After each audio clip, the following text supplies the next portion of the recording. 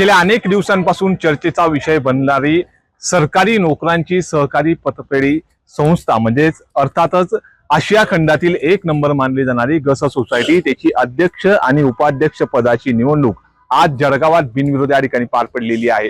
या निवडणुकीच्या पार्श्वभूमीवर जर बघितलं तर या ठिकाणी अध्यक्ष उपाध्यक्ष निवडणूक झाल्यानंतर श्री नवसाच्या गणपती मंदिरामध्ये या ठिकाणी पूजा अर्चा करून जल्लोष करण्यात आला। अध्यक्ष रागिनी चव्हाण असतील किंवा उपाध्यक्ष अनिल गायकवाड यांची बिनविरोध निवड ज्या पद्धतीने पार पडलेली आहे। आपल्यासोबत स्वतः बोलण्यासाठी बिनविरोध जी निवडून आलेल्या आहेत ताई, तुमची निवडणूक बिनविरोध पार पडलेली काय असणार तुमची पहिली प्रतिक्रिया?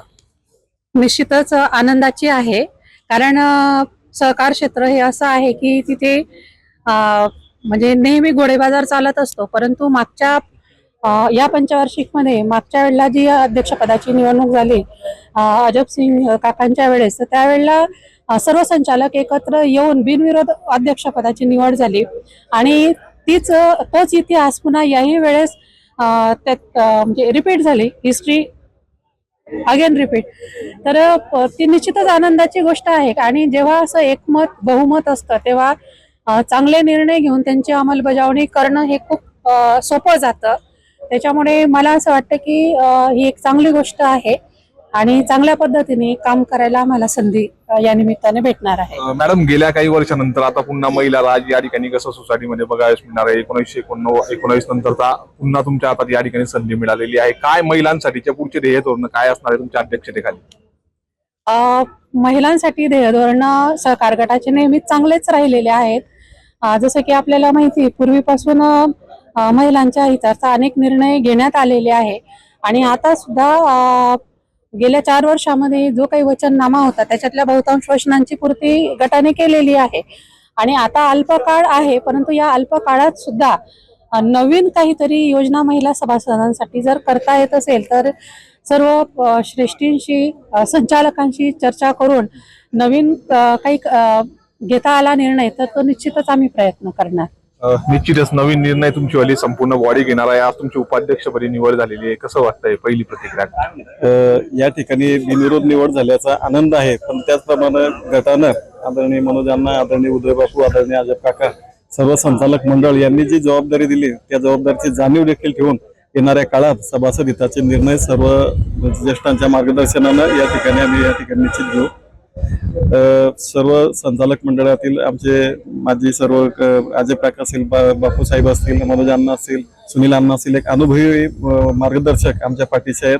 विजय बापू, एस अण्णा सारखे सर्व श्रेष्ठी त्या ठिकाणी आमच्या पाठीशी आहेत आणि प्रगती गटाचे सुद्धा मनोज भाऊ, आमचे मित्र विजय पवार सर, निलेश भाऊ हे सुद्धा या सहविचारी सर्व आमच्या संचालक मंडळाच्या सोबत आहेत आणि त्याच्यामुळे सभासद हिताचे निर्णय येणाऱ्या काळात निश्चित या ठिकाणी सर्वांच्या साथीने घेतले जातील असं या ठिकाणी मी सांगतो। अण्णा, गेल्या काही मागचा जो कालखंड जर बघितला तर गसाची जी निवडणूक होती ती मोठी चर्चेचा विषय बनत होती, त्या ठिकाणी मोठं राजकारण देखील हलवलं जात होतं। मात्र आता थेट जी निवडणूक या ठिकाणी झालेली आहे ते बिनविरोध या ठिकाणी पार पडलेली आहे।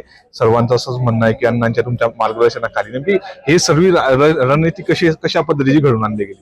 हे बघा, ही रणनीती नाही, सहकार गटाचे अध्यक्ष आदरणीय उदय बापू, त्याचबरोबर अजब सिंग काका आणि सुनील अण्णा आणि मी आम्ही चारींनी ठरवलं की बाबा जर आपल्याकडे बहुमत आहे, आपण सर्व एक विचाराचे लोक आहोत, आपला मेन केंद्रबिंदू आहे आपली सोसायटी ही कशी प्रगतिशील होईल, कशी पुढे जाईल, हा आमचा सर्वांचा हेतू होता।